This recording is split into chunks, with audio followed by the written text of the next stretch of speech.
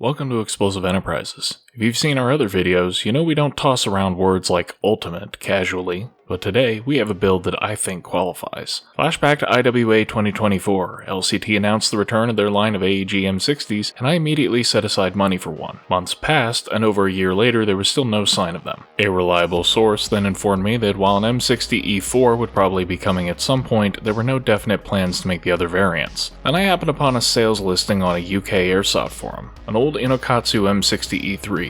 Not only was this my favorite M60 variant, but it was the original Inokatsu version with aluminum barrel to save a bit of weight. It also included an aluminum E4 short barrel. In short, it was exactly what I wanted, save for three problems. First, I knew the Inokatsus used a now outdated hop system, and I wasn't sure whether it could be made to work well. Second, the Inokatsus were designed to use Tokyo Marui V3 gearboxes, and so had a weird pistol grip design to accommodate the motor. And third, well, it was in the UK. For the first two issues I had an idea. I was pretty sure that the Inokatsus were originally OEM'd by LCT, so I reasoned that it shouldn't be too hard to make this one use the A&K style hop-up and gearbox used on the newer LCT M60s. But of course this was all academic if I couldn't actually get the gun.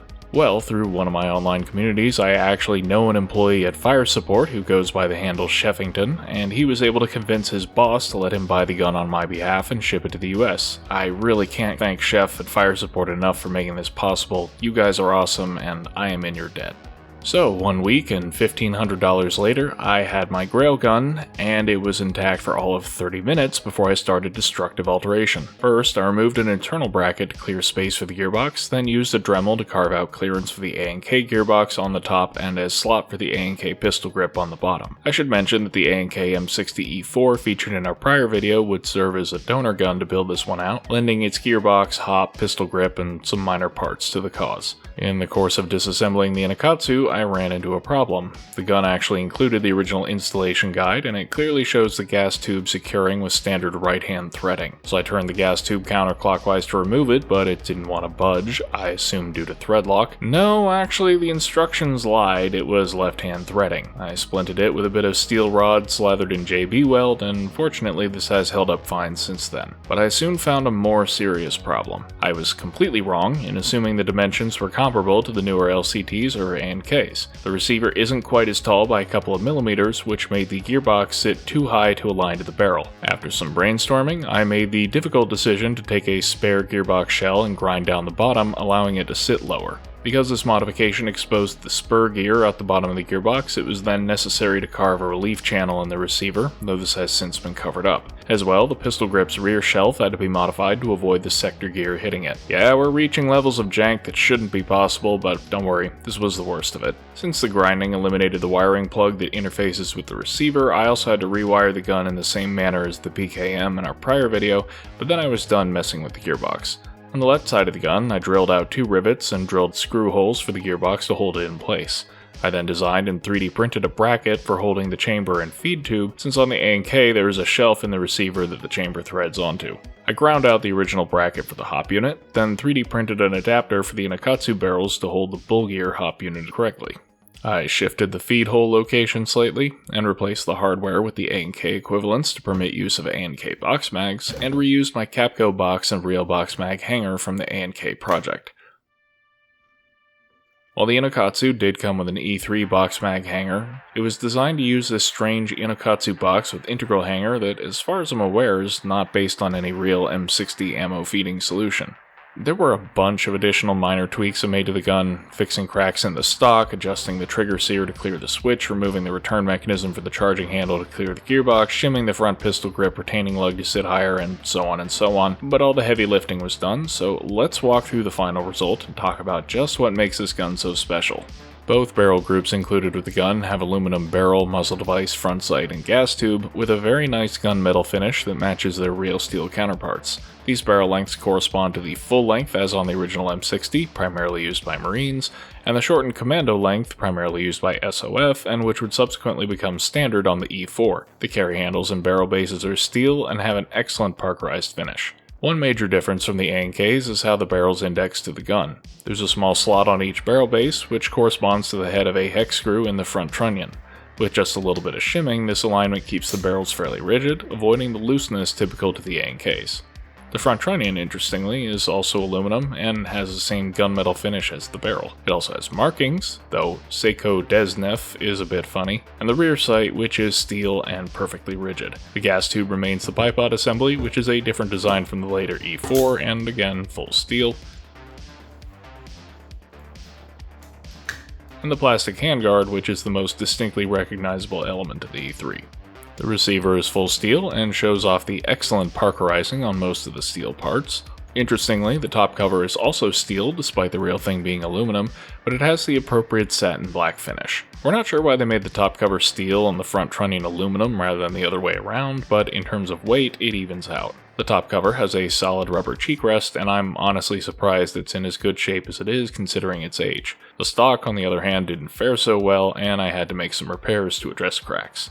Overall, this is essentially the same gun as the A&K M60E4 we previously reviewed. It just has a lot more steel in its construction, much nicer finishes on both steel and aluminum parts, tighter fitment, and of course some external differences because it's an E3. Now you might be thinking, why go to so much trouble to get an E3? After all, the M60E3 had a very short service life in the real world and no notable historical use. It was designed by Seiko Defense in the early 1980s as a retrofit package for original M60s, a sort of last-ditch effort to salvage the increasingly controversial gun by correcting many of its problems and drastically reducing weight. The E3 was adopted in very limited numbers in 1986, then in service for less than 10 years before the Marines replaced it with the M240 and the Navy with the M60E4, so it only really shows up in training photos. I think that relative rarity makes the E3 all the more interesting as the missing link between the Vietnam-era M60 and the GWAT-era E4s, retaining the long barrel while introducing the first iteration of the receiver-mounted bipod and redesigned furniture that distinctly identify later variants. But the real reason I wanted an E3 is Hollywood, because one specific short-barreled E3 prominently featured in 3 action movies of the mid-80s that are very dear to me: Commando, Rambo First Blood Part 2, and Predator. By swapping the E3 flash hider, gas regulator, and carry handle onto the short E4 barrel included with the gun, I was able to build exactly that configuration. The result is a compact medium machine gun that is the lightest of the M60 variants. In fact, despite the significantly greater use of steel compared to the A&Ks, this Inokatsu comes in at an exceptionally manageable 13.5 pounds empty or 17 pounds fully loaded, about 3/4 the weight of the real thing. And I just love it ergonomically for all the same reasons as the E4. It's short, it's well balanced, the foregrip is nice for shoulder fire, and the Capco box is unintrusive. I mean, the bipod is kind of a pain to retract, and I miss the shoulder thing that goes up from the E4, but hey, she got everything that Uncle John need. Well, while making dated references, if I want the full Hollywood experience, I need a loose belt. Since the Inokatsu doesn't have the same receiver screws as the A&K, I had to redesign the magnetodynamic mag adapter shown in our prior video, ultimately opting to replace the box mag hanger altogether. This worked surprisingly well, and now I can live out my fantasies of being Rambo's schlubbier cousin. Truth be told, I actually find the Capco box so comfortable to use that I'll probably stick with that most of the time, but I'm going to keep tinkering with this prototype anyways, and I'll upload it to the XE Thingiverse page once I'm satisfied. Lastly, while it deviates from the historical configuration, I also want a provision for an optic. The previous owner had already drilled and tapped holes in the top cover, so all I had to do was modify a rail to get the right alignment and build spacers to raise the rail to the right height. Piece of cake. And while the use of optics on an M60E3 is not historically appropriate, it has been done by civilian shooters, and I think makes for a tasteful and fully reversible bit of modernization. In terms of internals, it is the same gearbox and hop setup as discussed in our MMG video, producing identical performance. I mean, at this point, it's essentially the same A&K M60E4, just with a nicer body and nitpicky furniture differences at about 3 times the cost, and I am perfectly happy with that. It's sufficiently accurate and maintains a comfortable 17 rounds per second at a 7.4 volt thick LiPo at 2.05 joules. Plus, since the receiver doesn't have any obstructions in the back like the A&K does, I can actually use the quick change spring feature of the gearbox by just removing the stock. The gun has performed well at local fields, and at the Gun Gamers event Deadfall, I carried it for 12 hours and had a great time. As we covered in our prior video, the A&Ks can be made into solid milsim performers, and this build combines the ease of maintenance and performance ceiling of the A&K internal design with the realism and external quality of the Inokatsu and the lightweight and portability of the E3. I've got plenty more GBBRs to work on, but as far as AEG machine guns go, this is my magnum opus. I hope you enjoyed this video as much as I enjoyed building the gun, and as always, thanks for watching.